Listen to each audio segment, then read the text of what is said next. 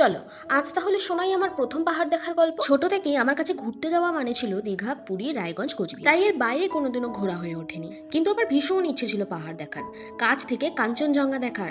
আমিও সামনে থেকে দেখতে চেয়েছিলাম পাহাড়ের গা বেয়ে যখন নদী নেমে আসছে তার সৌন্দর্য ঠিক কতখানি। আর আমার সব ইচ্ছা নিমেষের মধ্যে পূরণ করে দিয়েছিল আমার বোন।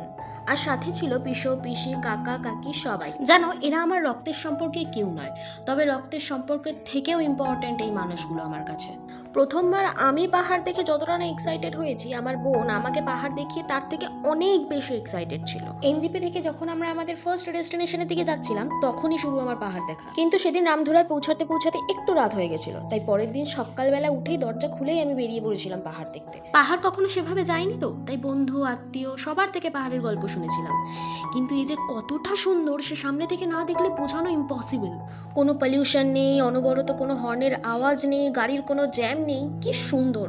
ইচ্ছা করছিল শুধু ছুটে বেড়াই, আর আমি সেটাই করেছি সারা একটা ট্রিপে। ভীষণ সুন্দর একটা পরিবেশ, আর তার সাথে যদি থাকে নিজের কাছের মানুষেরা।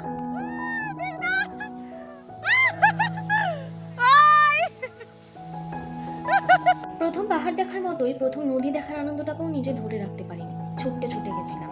পাহাড়ের প্রতিটা জিনিসই যেন ভীষণ সুন্দর, প্রকৃতি মায়ের আলাদা এক রূপ।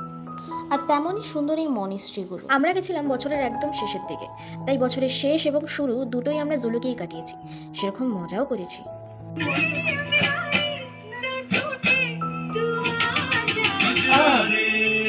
এদিকে 31st নাইট, আর সাথে -4 ডিগ্রি, নাচ থামলেই যেন ঠান্ডা লাগছিল।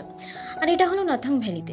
নাথাং ভ্যালিতে গিয়ে আমার একটু শরীর খারাপ হলেও আমি ওটাকে বেশি পাত্তা দিইনি, কারণ 1 জানুয়ারি বছরের প্রথম দিন এমন একটা জায়গায় নিজেকে এই মুহূর্তে ভীষণ লাকি মনে হচ্ছিল। টানা 6 থেকে 7 দিন একের পর এক ডেস্টিনেশন। আমাদের লাস্ট ডেস্টিনেশনে গিয়ে আমার বোন সচক্ষে প্রথম শিয়াল দেখে।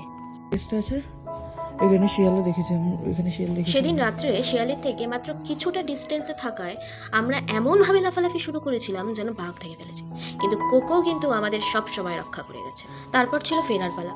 একটুও ভালো লাগছিল না কোকোকে ছেড়ে, স্নোইকে ছেড়ে, এই জায়গাটা ছেড়ে, পাহাড় কাঞ্চনজঙ্ঘা ছেড়ে আবার সেই ব্যস্ত জীবনে ফিরে যেতে। 9 to 5 জব আর ওই গাড়ি ঘোড়ার আওয়াজ একটুও ভালো লাগছিল না, কিন্তু ফিরতে তো হবেই। তাই বাড়ি ফেরার পথে 4 ধাম ঘুরে বাবার আশীর্বাদ নিয়ে বেরিয়ে পড়লাম। কিন্তু আমার রিয়াকশনটা ছিল, তো ফির আব ঘর চলে ঘর। আমরা যাওয়া আসার পথে কোনো মার্কেটেই দাঁড়াইনি, তাই আসার সময় কিছু প্রিয়জনদের জন্য এই ছোট্ট উপহারগুলো নিয়ে এসেছি। আজকে তবে এতটাই থাক। আমার প্রথম পাহাড় দেখার গল্প তোমাদের কেমন লাগলো একটু জানিয়ে যেও। টাটা।